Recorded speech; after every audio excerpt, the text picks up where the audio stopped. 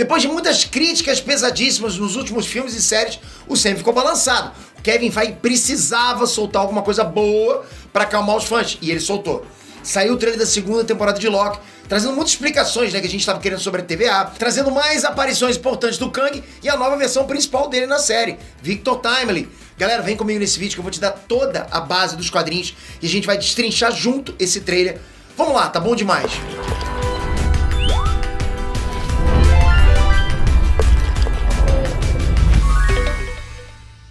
Bom, de começo já quero dizer pra vocês que eu curti demais a vibe desse trailer de verdade. Tem tudo que a gente gostou na primeira temporada de Loki e tá prometendo um plot grande. Então vamos fazer uma análise bem aprofundada, ok? Por tópicos. Vamos lá? Qual o problema do Loki? O trailer já começa com o Mobius levando o Loki para uma sessão de reparos da TVA. Ali embaixo da bancadinha aparece escrito o nome Reparos e Aprimoramentos, ok? E quem é responsável pelo setor de reparos é o ator Ke Huy Quan, torzaço, né? Quem assistiu tudo em todo lugar ao mesmo tempo vai reconhecer ele ali.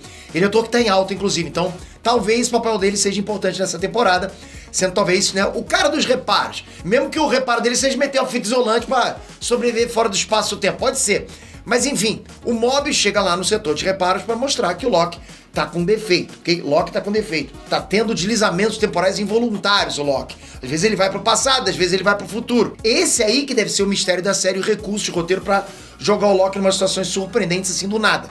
Acho que vai ser exatamente isso. Vai ser o jeito da série dando pistas do quebra-cabeça, né, pra gente ir resolvendo. Então, esperem uma pegada de mistério igual a gente viu na primeira temporada. E, aliás, talvez usem isso até pra fazer o Loki e a Sylvie se encontrarem. Afinal, se ele tá com esse problema de deslizamento, a Sylvie também deve estar. E, galera, eu tô teorizando que isso tá acontecendo com eles porque eles estavam fora da linha do tempo, no Palácio Temporal do Imortus, né? Aquela variante do Kang lá do final da primeira temporada. O multiverso, ele teve um reset. Várias ramificações surgiram, gerando todo o multiverso do UCM por causa deles. O reset aconteceu enquanto esse Loki e essa Sylvie estavam deslocados no tempo. Então eu tô supondo que seja por isso que eles estão bugando. E outro ponto importante é que o personagem do Ke Huy Quan e o Mobius, eles dizem que é impossível ter esses deslizamentos temporais dentro da TVA. Provavelmente porque a própria TVA fica fora do espaço-tempo. Então fica a pergunta, será que isso vem do problema do Loki? Ou será que a TVA mudou de lugar? Né? A gente não sabe. Que TVA é essa? Desde que saiu o final da primeira temporada de Loki, com Loki percebendo que a TVA inteira mudou, o Mobius não reconhecia mais ele. A estátua no centro da TVA passou a ser uma estátua do Kang e não estátuas dos Guardiões do Tempo. Então desde isso aí todo mundo tem teorizado sobre o que aconteceu com a TVA. Muita gente dizendo que o Loki foi para uma TVA de um outro universo. Eu mesmo falei para vocês sobre essa possibilidade, essa teoria. Só que eu sempre falei com vocês também que se essa for a explicação da série, vai ser um baita furo de roteiro. Explicação sem sentido, falei para vocês. Porque desde o início ficou claro que a TVA tá fora da linha do tempo.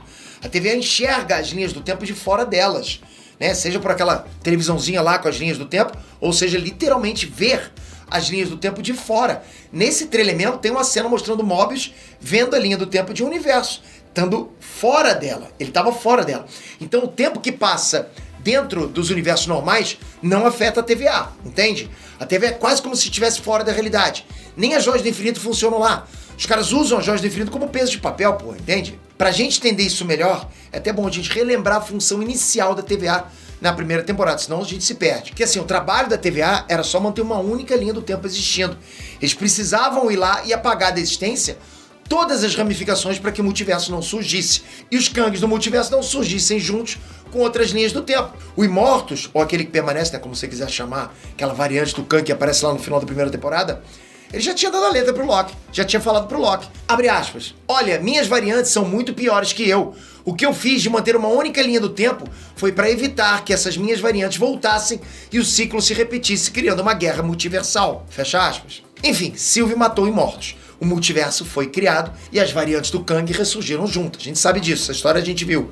Só que desde que isso aconteceu, parece que a TVA mudou, porque quando o Loki voltou lá, galera, as coisas estavam diferentes. Então tem essa impressão, de ficar com a impressão que mudou. Então será que a mente do pessoal da TVA só resetou junto depois da morte do Imortus? Imortus morreu, enfim. Algumas coisas retrocederam no tempo, tipo as estátuas. Ou será que na verdade foi o Loki quem voltou no tempo dentro da TVA no final da primeira temporada, entende? Se vocês perguntarem qual a minha teoria, ok? A minha teoria é exatamente essa. Esse bug que o Loki tá sofrendo, esse deslizamento temporal, tá ocorrendo, tá acontecendo dentro do tempo da TVA. Esse trailer novo aí mostrou isso. O trailer mostrou o Loki encontrando ele mesmo dentro da TVA, quando ele tem esses deslizamentos temporais. Ou seja, ele tá viajando no tempo dentro da TVA. Por mais que a TVA esteja fora da continuidade dos universos, como eu falei pra vocês, ela tem uma continuidade própria ali, entende? Tem que ter uma continuidade ali, um tempo ali. Ela tem uma sucessão de eventos. O tempo existe ali, entende? Um tempo separado do tempo dos universos. Mas tem tempo ali, ele é separado. Mas tem. E nesse trailer a gente tá vendo o Loki deslizando dentro desse tempo da TVA. Então a minha teoria é que o Mobius que a gente conheceu na primeira temporada ainda existe. E na verdade foi o Loki que voltou pra TVA no passado. Na época que o multiverso surgiu. Afinal, o Immortus sabia que o ciclo ia se repetir. Ele ia renascer junto com o multiverso. O que eu tô querendo dizer é que tem um ciclo rolando. O multiverso já tinha surgido antes e vai continuar sempre surgindo, sabe? Rolando a guerra multiversal, o Immortus pra guerra multiversal, unificando a linha do tempo. Mas depois que o universo surge de novo, o ciclo se repete. Afinal, o universo sempre existiu no CM. E é importante vocês saberem que nos quadrinhos, o Immortus não é simplesmente uma variante do Kang. Ele é o Kang, ok? Ele é o Kang no final da vida dele, no final da carreira. No final de tudo, o Kang vira um herói e tenta salvar o multiverso de cagadas temporais. O Kang se redime, entende? E pode ser exatamente isso que aconteceu no CM. O multiverso já existia antes do Immortus tentar cortar ele, deixando só uma linha do tempo. Então o ciclo se repetiu. O multiverso surgiu de novo e o Loki voltou pra TVA no começo dela, na época que o Immortus lá, aquele que permanece, ainda estava jovem. Na época que ele ainda era o Kang, o Conquistador. Entenderam essa? Ele pode ter criado a TVA nessa época, quando ele ainda era o Kang. É por isso que a estátua do Kang tá lá no centro. E só depois ele tenha resetado a mente de todo mundo e inventado aquela balela dos Guardiões do Tempo. E como o Loki tá deslizando pelo tempo, eu acho que ele vai voltar pro tempo normal da TVA em algum ponto, sabe? Vai voltar pra TVA depois da mente de todo mundo ter sido resetada, pra acharem que quem manda ali são os Guardiões do Universo. E eu tô falando isso porque nessa cena aqui, que vocês estão vendo, o Loki aparece mostrando pro Mobius que os Timekeepers, né, os Guardiões do Tempo, são uma farsa e o Kang é quem comanda tudo. Nessa cena até parece a cabeça robótica de um deles no chão, que foi justamente a cabeça que a Sylvie cortou. Ou seja, em algum ponto o Loki vai voltar pra TVA com as paredes, quadros, estátuas, tudo exaltando os Guardiões do Tempo fake. Exatamente como as coisas eram na primeira temporada. O final, né, da temporada teria sido ele só deslizando pro passado da TVA e vendo como era antes do Kang virar Immortus e inventar aquelas balelas dos Guardiões do Tempo. Mas enfim, né? Assim que o Loki provar pro Mobius do presente o que tá rolando, ele e o Mobius provavelmente vão iniciar uma caçada pelo início do Kang. O início do Kang. Na primeira temporada a gente viu o final da vida do Kang, enquanto Mania a gente viu o meio, e na segunda temporada de Loki a gente deve ver o começo da jornada dele, que é o nosso próximo tópico. Victor Timely é o vilão. Na cena que o Loki e o Mobius vão nessa feira de vários países, que inclusive aparece a bandeira do Brasil ali, tá? A gente já consegue encaixar com a apresentação do Kang na feira nessa outra cena aqui, que encaixa justamente com a cena pós-crédito Quantum Mania. A cena pós-crédito Quantum Mania é justamente uma cena desse episódio de Loki, que o Loki e o Mobius encontraram o Kang nessa feira aí.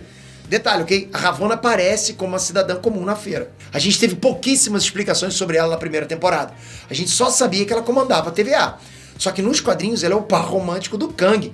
O Kang faz tudo por ela, ele é o gado master dos quadrinhos, ok? É nível Thanos mortos, só pra você ter noção.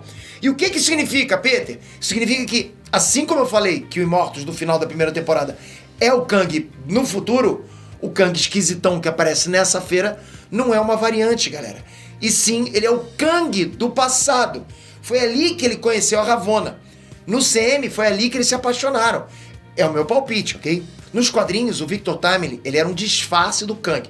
Mas no CM, eu acho que faz sentido que ele seja um Kang início de carreira. Dando um pouco mais de contexto dos quadrinhos pra vocês, nas HQs, depois de uma das derrotas do Kang pros Vingadores, ele teve a bunda chutada e decidiu preparar uma vingança. Então o que ele fez? Ele decidiu voltar no tempo até o horário de 12:01 do dia 1 de janeiro de 1901. Então o que ele fez? Ele foi pra Wisconsin nessa data e assumiu a identidade de Victor Timely. Um disfarce, ou o sobrenome Timely, né? Com todo o conhecimento que ele tinha do futuro, foi fácil para ele virar um inventor, um industrialista. Ele rivalizava lá com Thomas Edison, Henry Ford, Howard Stark, o pai do Tony Stark, entendeu? Ele era um baita de um empresário, de um visionário. E aí, se passando por essa identidade falsa de Victor Timely, o Kang fundou a própria cidade dele. Virou prefeito dela, criou inúmeras fábricas. Se você já se perguntou por que o mundo da Marvel é tão super tecnológico nos HQs, é justamente porque o Kang antecipou, né, vários avanços tecnológicos do futuro para o século XX. Ele trouxe vários avanços tecnológicos, várias descobertas para o século XX. Logo no início do século XX, ele já chegou introduzindo a robótica, por exemplo. Então é muito mais adiantado nos quadrinhos do que no mundo real. E a Timely Industries, né, a empresa do Kang, virou a principal fornecedora de robôs, computadores, chips, tudo que você pode imaginar de tecnologia avançada para o planeta inteiro. É a fábrica dele, do Victor Timely. O mundo inteiro usa computadores e sistemas cibernéticos que o Kang tem acesso direto. São tecnologias da empresa que ele criou no passado. E aí isso significa que quando o Kang voltou para a Era Heróica, para o tempo principal do universo Marvel, ele tinha controle de tudo.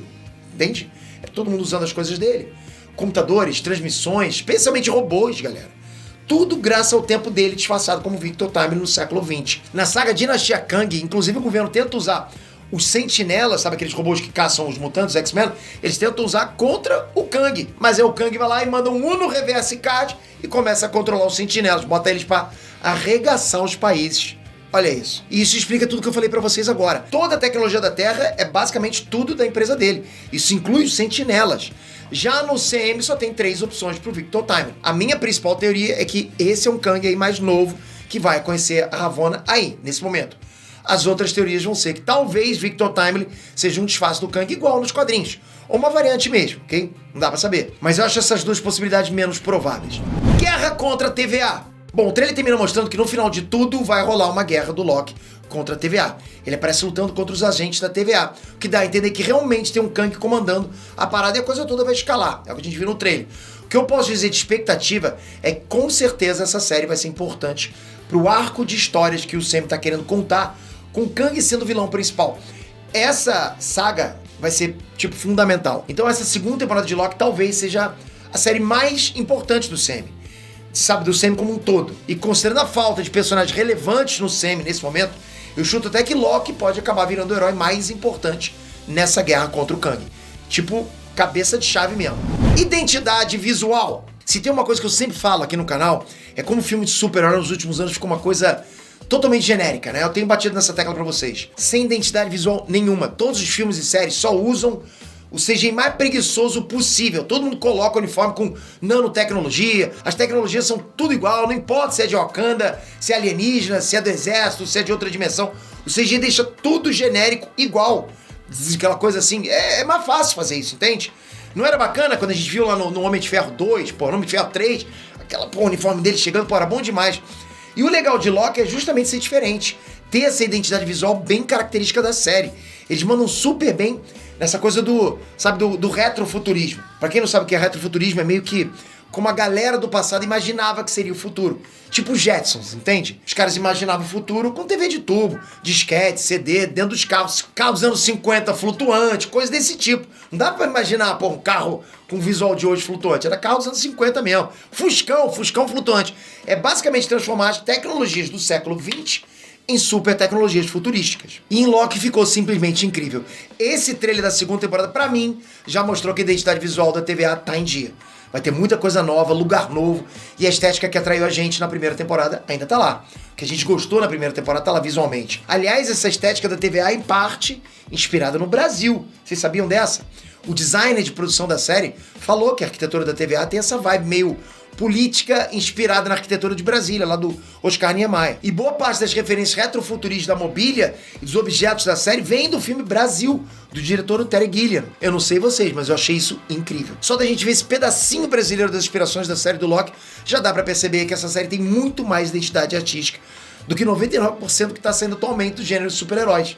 Por isso que é bacana isso, sabe? Quando os caras bota alguma coisa diferente, ele, galera, é bom demais. Só espero que tenha mais coisas pra surpreender a gente e que seja igual a primeira temporada que eu curti demais, sabe? Deixando vários easter eggs dos quadrinhos pra eu poder fazer bastante vídeo pra vocês. E tem bastante view, né? Curti demais, eu acho que vai ser bom e eu espero que seja. E tem que ser boa essa série. Tem que ser boa porque senão é perigoso, inclusive, pra Marvel, ok? Tem uma série que foi um triunfo da Marvel nessa última fase, que foi a do Loki. Ser uma série ruim agora pode ser um banho de água fria em todo mundo. Como é que tá as suas expectativas para essa série? Curtiu o trailer? Comenta aqui embaixo. Obrigado por esse vídeo, galera. Espero vocês no próximo vídeo com a inscrição ativa. Valeu, galera. Fui!